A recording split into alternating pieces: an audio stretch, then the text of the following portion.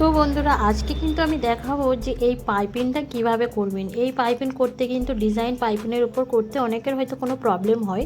তো আমি ফার্স্টেই দেখে নিচ্ছি ডিজাইনটা কেটে কিন্তু আমি মানে যে কাপড়ে আমি পাইপিং করব সেই কাপড়ের উপরে কিন্তু আমাকে পেস্টিং পেপারটা আয়রন করতে হবে। নর্মালি আমরা কি করি, যখন কোনো পেস্টিং পেপার আয়রন করি যে কোনো কাপড়ে আয়রন করলেই হবে, কিন্তু এখানে যেটা দিয়ে আপনারা পাইপিং লাগাবেন সেই কাপড়ের উপরে ডিজাইনটাকে আগে চিপকাতে হবে। দেন কি করতে হবে, দেন ওই যে পেস্টিং পেপারের সাইডগুলো আছে না, ওগুলো হচ্ছে স্টিচিং করে নিতে হবে। সেটা কীভাবে করতে হবে দেখে নিন। এরকমভাবে স্টিচিং করে দিতে হবে।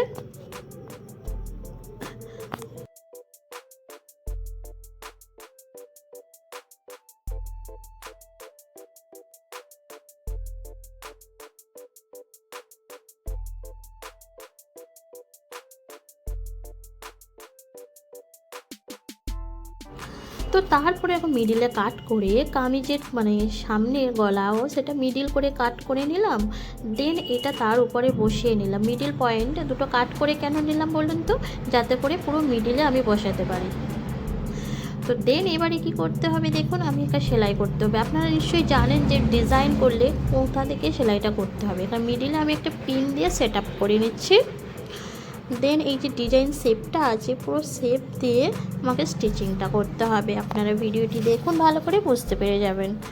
এবারে এখান থেকে স্টিচিংটা আমরা আপনাদের এখান থেকে পুরো সেলাইটা হবে। পেস্টিংয়ের উপর কিন্তু সেলাই হবে না, আমি বারবার বলছি পেস্টিংয়ের উপর কিন্তু সেলাইটা হবে না। হবে হচ্ছে যে পেস্টিংয়ের যে পুরো শেপ আছে, যেমন শেপ আছে এরকম ঘুরিয়ে ঘুরিয়ে তেমনই আপনারা পুরো পেস্টিংয়ের একদম ধার থেকে কাপড়ে কিন্তু সেলাই হবে, পেস্টিংয়ের উপরে যাব না, কিন্তু পেস্টিংয়ের একদম ধার থেকে সেলাইটা হবে।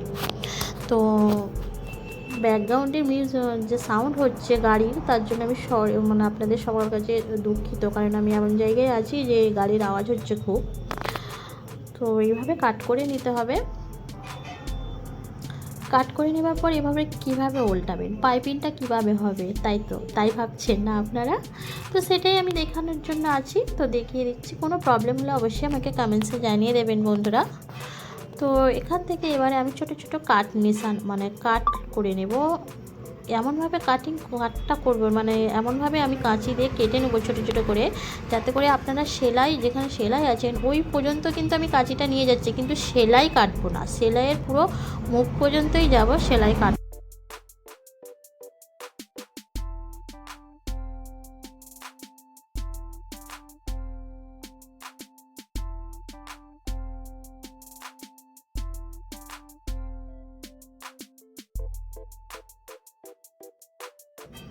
তো বন্ধুরা এবারে কি করবে, এটা এবারে এখন হাত দিয়ে ভালো করে উল্টে নেব। তো উল্টে কিভাবে সেলাই করব দেখুন। নর্মালি আমরা কোনো ডিজাইন করি কি করি, যখন পুরো কাপড়টা পিছন দিকে নিয়ে চলে যায়, কিন্তু এখানে যেহেতু আমি পাইপিং লাগাবো, তাহলে ডিজাইনটা করার সময় একদম সরু করে আমরা হাত দিয়ে এটা বের করে নেবো পটিটা। দেখুন সামনের দিকে আগে শেপটা আমরা বের করব। ফার্স্ট আপনারা শেপটা বের করে এরকম হাত দিয়ে টেনে দেবো, কিন্তু দেখুন এইরকমভাবে কাপড়টা কিন্তু আমি পাইপিনের কাপড়টা দেখুন সামথিং একটু কিন্তু সামনের দিকে বের করে দিচ্ছি, যাতে করে আমার মনে হয় আমরা পাইপিন লাগিয়েছি। এইরকমভাবে দেখুন, এইরকমভাবে আমরা টেনে দিচ্ছি।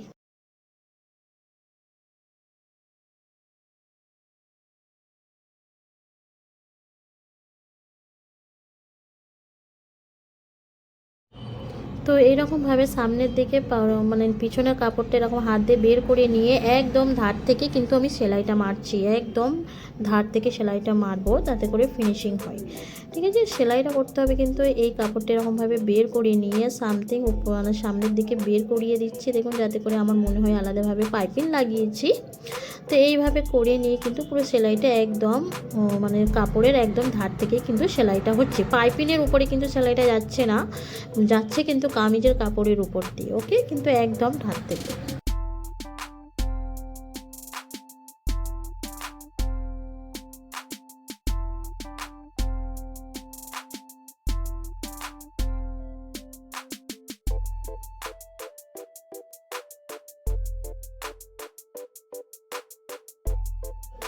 তো বন্ধুরা, এই গলার ডিজাইনটা কেমন লেগেছে আপনারা অবশ্যই আমাকে কমেন্টসে জানাবেন। কোনো রকম কোনো প্রবলেম হলে অবশ্যই আমাকে ইনস্টাগ্রামে ফলো করবেন। ইনস্টাগ্রামের লিঙ্ক আমি ডেসক্রিপশানে দিয়ে দেবো, ওখান থেকে আপনারা চাইলে চেক আউট করে নেবেন। ডিজাইনটা কেমন লেগেছে আর আমার পাইপিনের নতুন নিয়মটি অবশ্যই কেমন লেগেছে আমাকে জানিয়ে দেবেন। আর কোনো ডিজাইন আপনারা যদি করতে চান তো সেটা আমাকে ইনস্টাগ্রামে পিকচার পাঠাবেন, সেই ডিজাইন আমি আপনাদের শিখিয়ে দেওয়ার চেষ্টা করব।